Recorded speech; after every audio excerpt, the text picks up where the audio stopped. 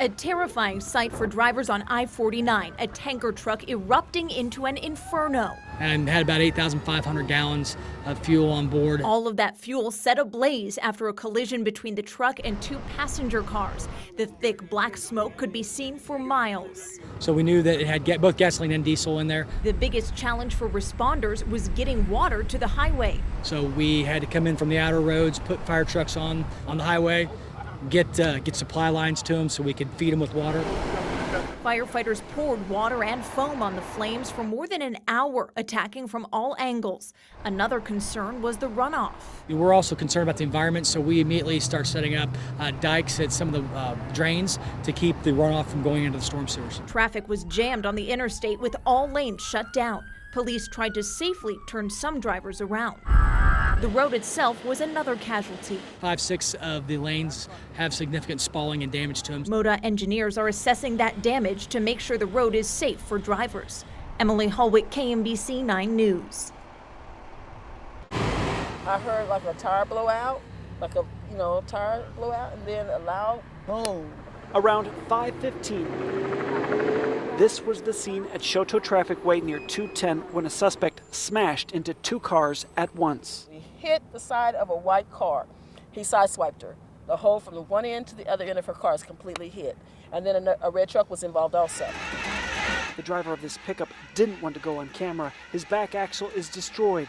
He says he changed his coverage and insurance won't pay for the damage. After smashing his truck, the suspect flees. He gets out of that car and he runs, just starts barreling. He runs all the way across, straight on down. He checks several doors and buildings for an escape, eventually going into the woods to get out of sight.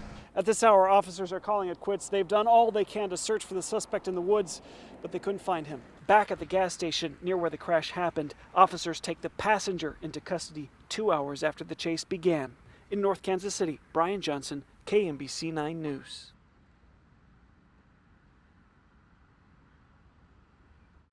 Let's see here. And I am right here. As Kansas City began its football team, This is me doing a one-arm lift. Randy Neal was tasked with starting its cheer squad. Our job was to drum up support for the Chiefs before they even got here and before they even had a name. It's been 57 years since he started his scrapbook. If I found that my house was burning down, I'd go for this before I would go for anything. Its memorabilia is invaluable, And that guy sitting right in the middle, that's Clark. documenting the early years. This is Mike right here.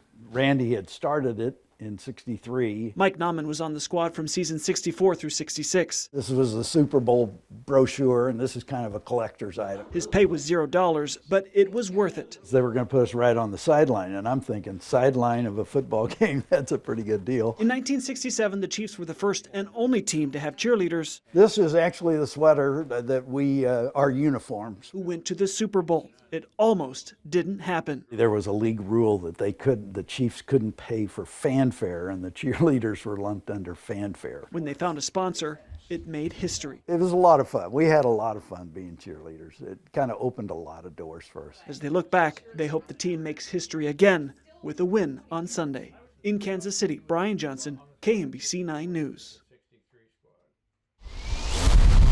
Prairie Village wants to take drone rules to the next level, beyond all the FAA regulations. I'm concerned that it has the possibility of being excessive. City Councilman Ron Nelson is against the new rules. You don't make ordinances or create crimes because there are complaints. You see if there's really a need for that. If passed, the law would prohibit surveillance and spying on your neighbors. It would also make it illegal to fly a drone over property you don't own or over someone in public property like a sidewalk.